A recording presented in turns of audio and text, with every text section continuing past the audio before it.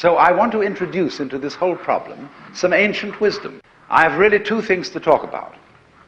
How cultures, which always did know in some way, or among whom a large number of people always did know this secret, handled it. And then I want to make some observations about how we're trying to handle it and how it's not going to work.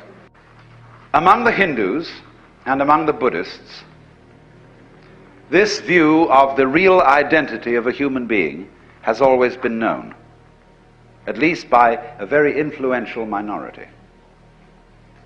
The central doctrine of the Hindu way of life, I call it that rather than a religion, is in Sanskrit tatvamasi. You're it.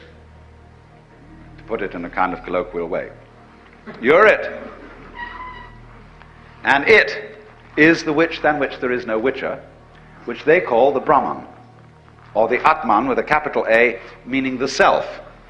You are only just kidding that you're just poor little me. See, the function of a guru, that is to say a spiritual teacher in India, is to give you a funny look in the eye, because you come to him and say, Mr. Guru, I have problems. I suffer, and it's a mess, and I can't control my mind, and I'm miserable and depressed, and so on. And he gives you a funny look, and you feel a bit nervous about the way he looks at you, because he's reading your thoughts. And this man is a great magician. He can read everything that's in you.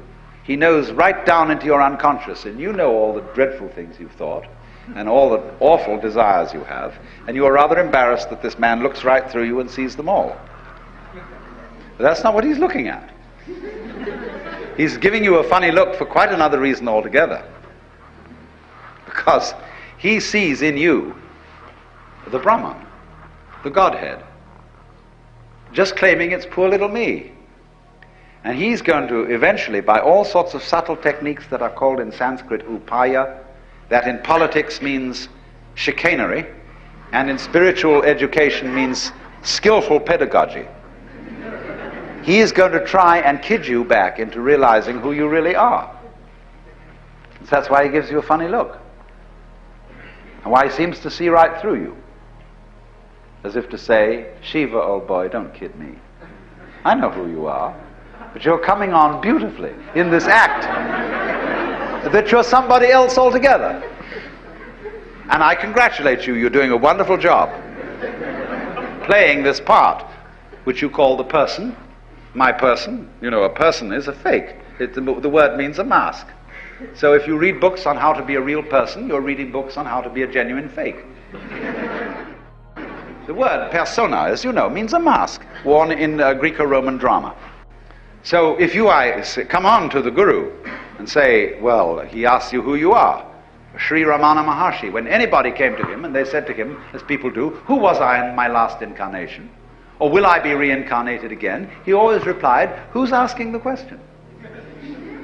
And everybody was irritated because he wouldn't give them answers about what they were in their former lives. He just said, who are you? And he looked at you. Have you looked at photographs of this man? I keep a photograph of him close by because of the humor in his eyes. They're looking at you with a dancing twinkle, saying, come off it.